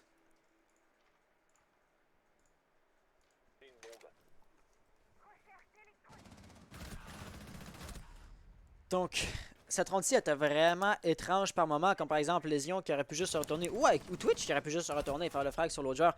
Ça, je me serais attendu à ce que l'un ou l'autre réalise la possibilité et la capte. Motrix, ça aussi, c'était drôle quand même. Il est capable de faire le frag sur Bandit, il va se faire mettre en PLS, il se relève immédiatement juste pour mettre le pied sur un Mingu. Très, très, très dommage. Et au travers de tout ça, on n'avait plus que Termite et IQ qui pouvaient arriver. Termite était tout seul de son côté et IQ ne pouvait pas réellement l'aider non plus. C'est là qu'on peut voir que la Vulfire, ils attaquent quand même plus ou moins de manière individualiste, ils attaquent pas en groupe et c'est ça qui, je pense, pourrait aussi leur coûter quelques rondes. Donc, on va avoir une défense cette fois-ci de la cuisine. Premier emplacement qu'ils ont défendu et qu'ils avaient défendu avec brio d'ailleurs. Donc voyons voir. Et là, quatrième manche, le changement de rôle approche quand même à grands pas et la Vulfire peine grandement à remporter la moindre ronde, à remporter la moindre victoire pour leur équipe. Donc ici, je dirais que ça commence à un petit peu mal regarder pour 10 eux. secondes avant insertion. 5 secondes avant insertion. Donc, Alpha fait mouvement pour Qu'allons-nous localiser avoir une ici? bombe. désolé pour encore une fois le peu d'énergie que je mets dans le stream ou dans le cast. Je suis en manque de sommeil. Érosion va roamer cette fois-ci au sous-sol, donc au stockage et à stockage d'œuvres d'art, pardon. Par exemple, je ne me rappelle pas trop de membres de la Vulfire qui, dans leur insertion, dans leur plan d'attaque, rentrent par le sous-sol pour remonter les escaliers par après. Donc, si le roaming est définitivement présent et l'effort est investi, Érosion, c'est tout simplement pas positionné de sorte à bloquer qui que ce soit, parce que personne ne semblerait être parti pour se présenter de ce côté-là. En fait, si on regarde les attaquants, ils sont plus en train de prendre le contrôle du top du premier étage. Et là, on n'a aucun roaming à cet emplacement-ci. Ce qui va plus ou moins laisser la latitude. Ah, je disais aucun roaming, mais on a peut-être bien un Jäger qui est en train de remonter lentement mais sûrement les escaliers. Et Princess va donc pouvoir bien retenir la pression si elle est capable de bien se positionner là-dessus. Pour l'instant, on va juste attendre dans la salle de bain. Oh, Twitch va faire un premier kill sur Érosion. Donc Érosion, lui qui remet au sous-sol, va être remonté. Et va se faire punir pour ça. Princess n'a pas un chargeur plein, elle a tiré 1-2 balles apparemment, mais je ne vois pas sur qui elle aurait pu le tirer. Donc pour l'instant, on va voir Demes, Motrix et Rip qui vont tous les trois être en train de droner. Wow! Donc si on passe aussi au travers des perspectives de drone, on a Demes qui tient la ligne et ici Motrix pour sa part qui drone également. Donc vraiment Demes est le seul opérateur qui a une arme dans ses mains en ce moment chez les attaquants. Et avec raison, parce qu'après ça, la quantité de drone va nécessairement avoir pris l'information sur la présence de Princess. Mais la question va être qui va vouloir la push. Donc si on regarde un petit peu en troisième personne, pour l'instant pas grand monde. On va être en train de fermer notre téléphone. Camon va arriver d'un côté, Motix va arriver de l'autre bord. La flash ici pour être vraiment pragmatique. On va s'en sauver de la flash. Un premier kill va arriver. De l'autre côté, est-ce qu'on va la rusher? Ah, elle aurait pas dû se retourner. Bien joué ici de la part de Demes. Bien joué par Termite. Et là, les roamers ont été éliminés. Ce qu'on peut faire maintenant, c'est se diriger vers l'objectif. Et définitivement, c'est le prochain item à l'ordre du jour. Donc, Coyote ici va devoir tenir la ligne. On a d'ailleurs Zofia qui va être la première à arriver au travers de la trappe. Tente de trouver des petits tirs croisés. Malheureusement, ça n'arrivera pas. On nous reste un dernier cast sur les 19 lifeline. Donc, on peut l'ouvrir juste ici. Et ça va avoir été à peu près dans les environs de Coyote. Donc, Coyote, pour l'instant, n'est pas en bonne posture pour retenir la pression par la porte, vu qu'il a le nez dans le plafond. Donc, si on est capable de rentrer en vitesse et de poser le désamorceur de ce côté-là, Zofia va être en bonne position pour l'empêcher d'aller contre-désamorcer ça. Donc, au même moment, je vais changer de perspective. Demes a fait une double élimination qui va lui avoir donné 3 kills au total. Et là, le désamorceur, c'est une question de temps avant qu'il se fasse poser. Ou, rectification, c'est une question de temps avant que le Coyote ne se fasse déloger. Donc, on va voir ici la Vulfire qui va remporter sa première manche. J'ai l'impression que Rip a eu un petit peu de difficulté à gérer son recul, mais ultimement, ça a passé. Donc, absolument rien à dire là-dessus.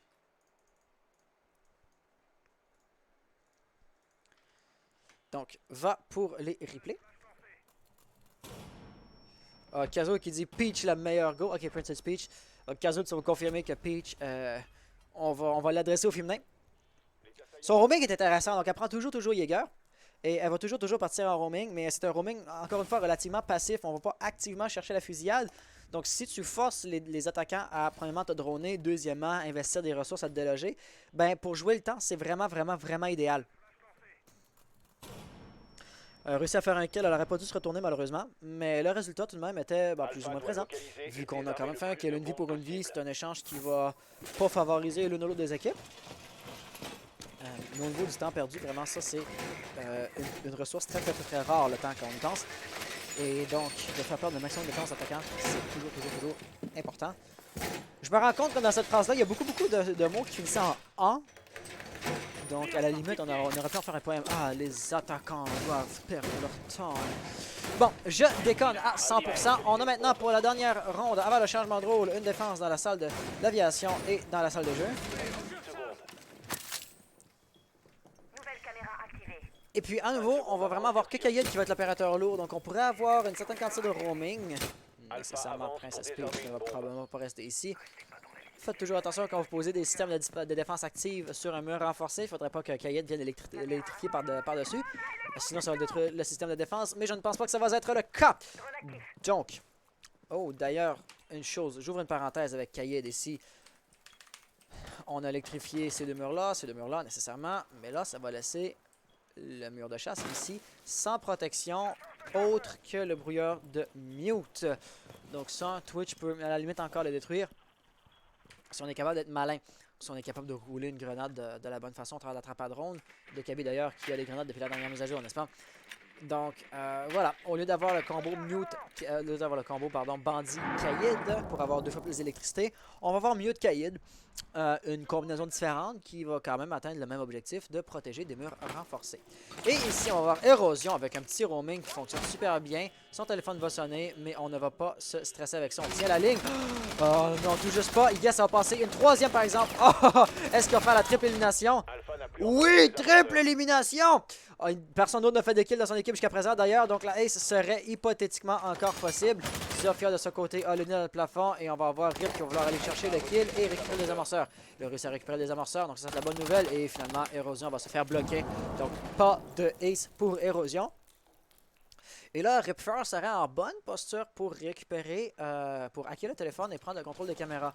Donc, je pense que c'est ce qui va avoir lieu au même moment que Xenon va faire un frag sur Motrix. Et donc là, une Dekabi seule en situation de 1v4, c'est jamais une bonne nouvelle. Dekabi, après tout, a une puissance de feu assez, somme toute, limitée. Donc, c'est pas recommandé de laisser Dekabi toute seule. Premièrement. Deuxièmement, Dekabi, ici, Ripfurl ayant fait le premier kill, s'il fait les 4 autres, il va gagner la ronde avec une ace, ce qui serait absolument magnifique. Encore faut-il voir comment ça va se dérouler. Sa position est inconnue. Bon, on sait qu'il est allé récupérer les amorceurs, donc on sait plus ou moins où il était. Mais outre de ça, sa position est inconnue. Il a toute sa vie. Il a maintenant les caméras. Il vient d'envoyer une bombe logique.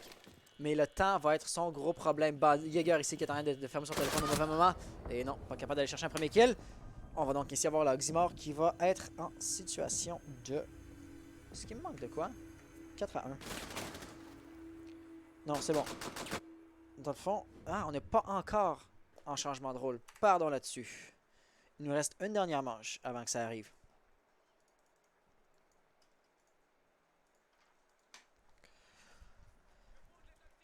Donc, on peut voir comme toujours, c'est le roaming qui va être très efficace, sauf que cette fois-ci, c'était pas celui de Princess Peach, mais bien de Érosion. Pas par la faute de l'un ou de l'autre, mais simplement parce que ça donne que les attaquants sont venus se présenter du côté que Érosion tenait. Donc, une belle triple élimination. S'il y avait eu un dog dans les environs pour le guérir, il aurait probablement plus réellement faire la ace. Mais une fois que tout ça s'est déroulé, on a eu Ripfrog qui, malheureusement, n'a pas été capable de faire un seul kill. Donc, l'Oxymore ici va avoir remporté la ronde par une très très grosse avance. Et puis ici, fait intéressant chez l'Oxymore, bon, on va défendre le top, n'est-ce pas, sur les statues. Statues et ça, le trophée. Donc la surprise n'est pas de là, mais la surprise vient du fait que Goostel va jouer Frost. Donc on semblerait penser que les pièges vont être une bonne façon de gagner des rondes. Alors qu'en fait, ils ont vraiment pas besoin de pièges ou ils ont vraiment pas besoin de gadgets qui vont aller chercher des kills à leur place, les joueurs de l'Oxymore. Ils sont capables avec leurs armes, ils nous l'ont montré, si on regarde comme les qualités au niveau des kills. 10, 5.1, ok bon, Érosion et Peach sont vraiment les leaders in-game de leur team. Mais ici, dans le team orange, chez la Bestfire, il y a en moyenne beaucoup moins de frags qui vont avoir lieu. Donc, d'un côté, il y a la stratégie qu'on est capable de déployer, la façon d'attaquer, la composition. Puis de l'autre bord, il y a juste quand tu es face à un ennemi, est-ce que tu es capable de le tuer? Et là-dessus, la Burst Fire a beaucoup de difficultés. Finalement, ce petit bout de bois-là va se faire saboter. Mais c'est essentiellement là où je voulais en venir. La Oxymore n'ont pas besoin de se fier à des pièges Frost pour aller chercher des kills. Donc Princess Peach va avoir été repérée très rapidement. Érosion va être dans les environs également. Et Érosion va casser Calibra. Va-t-il vouloir répliquer? Parce que son viseur était quand même assez bien centré sur un adversaire quand il a visé. Mais il n'a pas tiré. Puis là, il pourrait même, à la limite, utiliser les ouvertures de balles pour prendre une vision très limitée, qui ne sera pas le cas. La stratégie va donc être au wallbang très agressif. Le risque, par exemple, c'est de te faire rusher quand tu dois recharger. Il semble savoir que quelqu'un est juste là. Twitch qui recharge derrière la porte. Et là, ça va être Princess Peach qui va se rentrer dans une fusillade avec un chargeur à moitié vide. Ah non, finalement, on va être correct. Mais tout ça, tous les balles du monde ne te serviront à rien si tu te fais abattre avant de les tirer. L'érosion va se faire intercepter. Donc, Camon a bien joué. Princess Peach également. Ça va nous laisser en situation de 3 contre 4. Donc, on va quand même avoir Zofia qui est tombée. Mais tout de même, 3 contre 4 pour l'objectif. 1 minute 48 restante au chrono. La Vulse Fire aurait à peu près tout le temps du monde pour rentrer là-dedans. S'ils utilisent leur avantage numérique comme il faut. Termite d'ailleurs est encore en vie. Donc, ça va être des bonnes nouvelles dans la mesure où on peut en avoir. Par exemple, s'ils veulent rentrer à partir du couloir classique, Termite ne sera pas le plus important des opérateurs. Au niveau du gadget, Xilag va prendre des informations ici sur la présence de Xenon. Et Xenon va se contenter de rester très statique ici.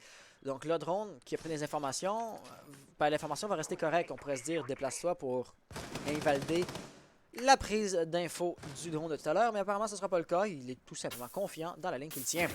Coyote va tenir la ligne et Gustel va être par-dessus son épaule à faire de même. Et juste ici, on va venir pusher Xenon.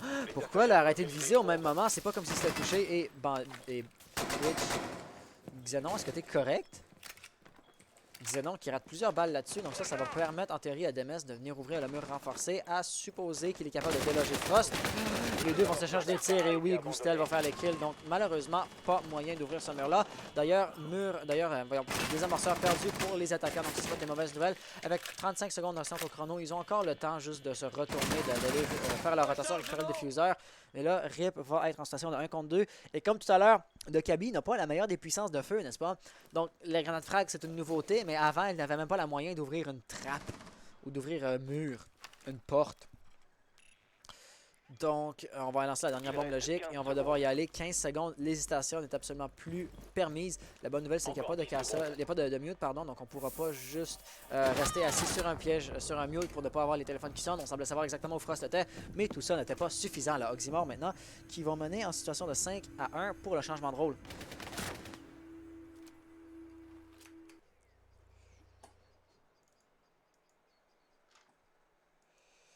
Le Dekabi, on aurait dit qu'il a eu une recoil macro. Je m'embarquais pas là-dedans. Louise, en effet, la gestion du recul était étrange tout à l'heure. Dans un cas comme dans un autre, moi je suis pas un arbitre, donc je vais pas... je connais même pas les protocoles qui sont en place de comment on réagit à ce moment-là, à moins que ce soit du lag. La perspective de spectateur qui est toujours un petit peu laguée. Louise, est-ce que tu as déjà joué à Call of Duty, les vieux Call of Duty, genre Modern Warfare 2 ou Modern Warfare 3, quand tu te faisais sniper au quickscope et tu regardais la killcam, tu te disais mais what the fuck, il a tiré derrière moi, il m'a pas touché. En vrai, le joueur, le sniper, il allait bien atteindre sa cible, mais c'était la killcam qui était une reproduction de ce qui s'est passé, au lieu d'être exactement au pile poil ce qui s'est passé. Donc... tout ça, sans rentrer comme dans la programmation technique de comment ça fonctionne, sans rentrer dans les détails, la killcam est une reproduction imparfaite. Donc des fois, ça va y avoir des trucs comme ça qui vont se produire. Mais c'est peut-être également dû à une recoil macro. Je ne pourrais pas trancher définitivement. Et puis, si jamais vous avez trop des doutes, allez voir des administrateurs ou des arbitres. Parce que moi, je connais même pas les protocoles de comment la Apex League réagit dans ce genre de situation-là. Bon.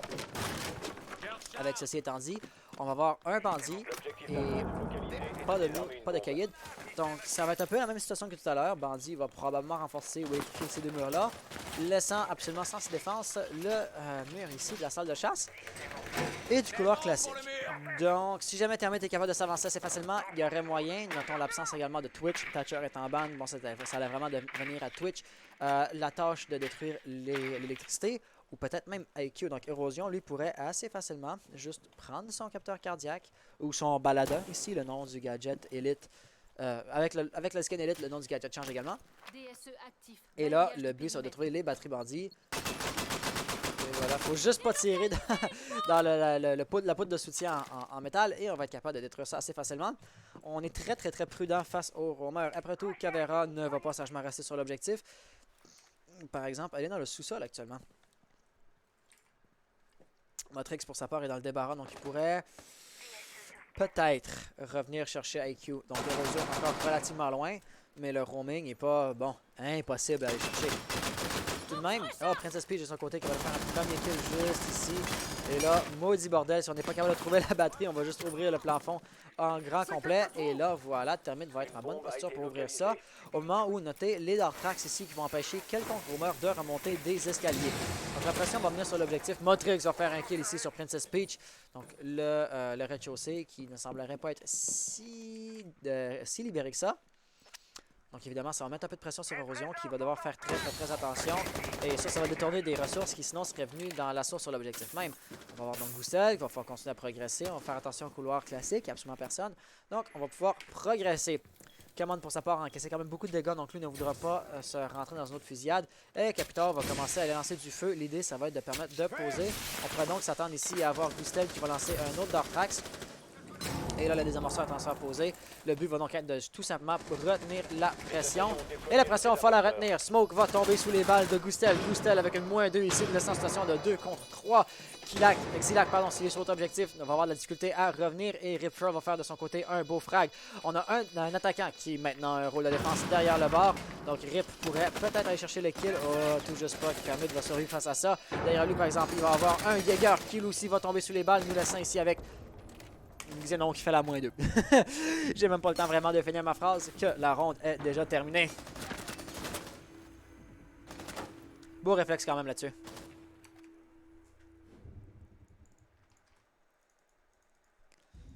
Donc va pour les replays. Et avec tout ça, on est déjà en situation de point de match. Si jamais on devait avoir la Oxymore qui remporte leur prochaine manche, la Vulsfire vont être perdus. Ils vont avoir perdu leur deuxième map et c'est ainsi que la Vulsfire va avoir remporté son best of 3. Vraiment, c'était on peut vraiment voir la différence entre les assauts de la Vulsfire donc pour la première partie de la game et maintenant de la Oxymore. Termite fait toute la différence. Si jamais tu es obligé de passer par les portes et les fenêtres qui sont plus ou moins prévues à cet effet, eh bien, tes déplacements sont tellement prévisibles qu'on sait d'avance exactement ce qui va se passer. Là, les replays sont en train de boucler. On sait exactement ce qui va se passer. Ça va vous rendre tellement prévisible que c'est pas une bonne idée à faire. Donc, on va à nouveau jouer la salle d'aviation avec une défense qui va être légèrement différente cette fois-ci. Donc, on a encore un bandit. On a par exemple ici la grosse nouveauté, ça va être Clash. Demes qui va vouloir jouer Clash. Pour le meilleur ou pour le pire. Clash n'a pas la meilleure puissance de feu. Ça va être une surprise pour absolument personne. Donc, on va nécessairement avoir besoin de beaucoup de soutien pour Demes. Parce que si... Ouais, bon. Baiser ton allié, je pense pas que c'est la meilleure des idées. Mais c'est ça, tout seul, il va avoir beaucoup de difficultés à faire des kills. Donc, il va avoir besoin de quelqu'un sur son épaule. Et si on regarde en troisième personne... Limite Demes avec son bouclier peut être utilisé comme un miroir noir de miroir vivant. Par exemple, Bandit pour ajouter derrière et faire les décales, dire à Demes, toi, tu ne bouges pas. Mais au lieu de l'utiliser pour aller faire des kills, Demes pour l'instant est plus le drone humain. Il va prendre des informations. Le gros problème, par exemple, c'est Capital qui est arrivé ici, qui l'a enlevé beaucoup de vie. Les Dark Tracks et le feu risquent d'être la fin ici de Demes. Pour ce que ça vaut, on a également du roaming au rez-de-chaussée. Donc Xilac, juste là, va vouloir empêcher. Je suis pas certain, par exemple, de la silhouette. Est-ce que c'est Zofia? Ouais, c'est Érosion qui est tout juste à l'extérieur. Donc après avoir été repéré, on va pouvoir commencer à rentrer. Mais oh, Xilac ne semblerait pas avoir été repéré. Il va tirer, par exemple, détruire le drone pour faire du bruit. Deuxième drone, là, il a définitivement été spoté. Et au niveau des bonnes nouvelles pour la Vulsfire, ça va être que Demes, lui, est allé se faire guérir par Doc. Il va pouvoir revenir la pression. Érosion de son côté va faire un premier kill. Et On a sorti le pistolet par exemple. C'était peut-être une petite erreur ici. Tu aurais dû l'abattre avec ton électricité.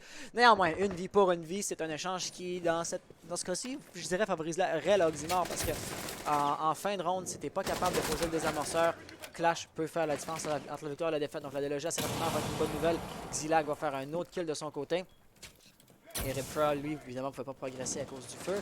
Mais là, Gustel va intercepter Xilag qui était en roaming. Kamon également est en roaming. Touche, ça va de mettre les pieds sur les Dartrax. Ça va être fini de lui. Et là, Ripfra, lancement de 1v3 pour la survie de son équipe.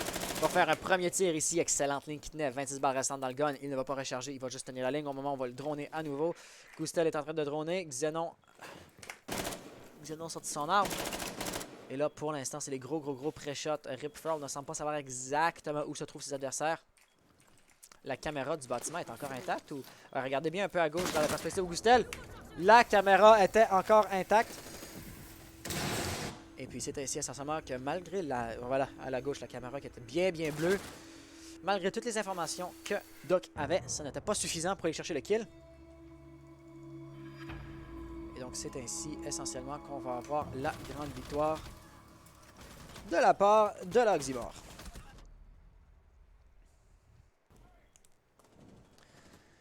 Donc, va pour les replays, puis après ça, on va peut-être jaser un petit peu. On va aller comptabiliser les scores dans le tableau des résultats. Ou je devrais dire, je vais parler à des admins pour qui comptabilisent le score dans le tableau des résultats. Et voilà, essentiellement Gustel qui a bien remporté ça. Les Dartrax, évidemment, qui allaient mettre la... Ah non, c'est pas de Dartrax, c'est de la fumée, ça. Mais un Dartrax aurait mis beaucoup de pression sur Doc si ça devait avoir été le cas. Ok. Déjà tous. Ouais, un gros GG, donc vous êtes bien défendu du début jusqu'à la fin, la Fire. Vous n'avez pas abandonné. On GG. voyait que vous vouliez pas lâcher le morceau, même si ça regardait mal. Donc un beau GG pour l'effort. Au niveau du résultat, on va vous souhaiter la meilleure chance la prochaine fois. Et un gros bravo à la Oxymore également pour deux maps qui ont été gagnées avec quand même une somme toute solide avance. Donc, ouais, on va aller faire une petite chose. Ça va être de rentrer le deuxième map de gagner ici. Puis si on se met dans ça.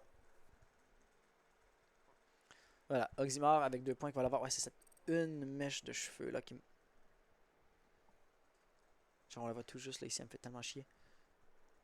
Bon, non, ouais.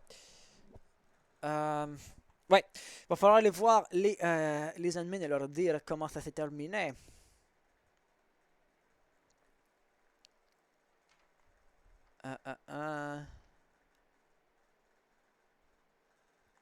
Résultat match.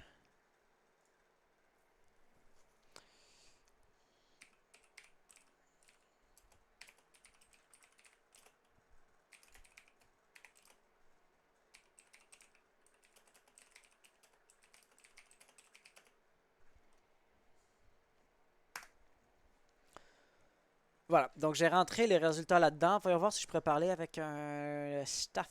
Est-ce que quelqu'un est là dans les staffs?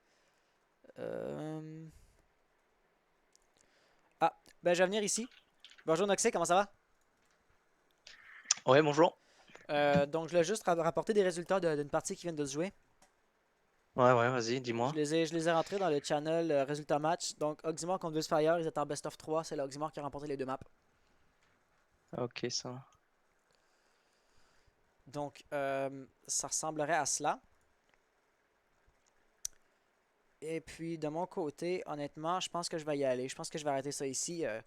J'ai fait de l'insomnie hier, c'était imprévu, sinon je serais resté plus longtemps, mais c'est pas facile. Je massacre les pseudos de à peu près tous les joueurs quand je les lis.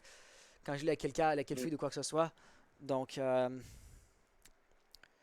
Ça marche, ouais, c'est pas grave. désolé pour la courte participation. Non, mais c'est pas grave, c'est pas grave. De toute façon, c'est pas obligé. Hein. De toute façon, euh, la plupart des matchs sont non castés, donc il y a aucun souci, t'inquiète. Il y a toujours Aquilan qui est là, donc ça va être la bonne nouvelle. Ouais, mais de toute façon, ça sera pour la finale, du coup, il y aura juste un casteur, c'est bon. Ouais. Même un, c'est très bien. Hein. J'avais entendu dire par exemple qu'il se maganait la voix parce qu'il était vraiment trop énergique quand il castait. Donc, Ouais, beaucoup, ouais. donc ça va être une bonne mauvaise nouvelle de dire que oh non, il va se maganer la voix, oh non, il va s'efforcer, oh non, il va mettre de l'énergie dans son stream. C'est sûr. Ouais. Mais ouais, je vais juste voyons, déclarer forfait. Puis je vais faire, ok, pff, tu te maganeras la voix, tout ça. Ouais, Ouais. Donc, ça marche. moi je vais faire ça, je vais le hoster puis je vais arrêter le live. Donc encore une fois, merci à tous d'avoir été là. Salut à tous et à la prochaine.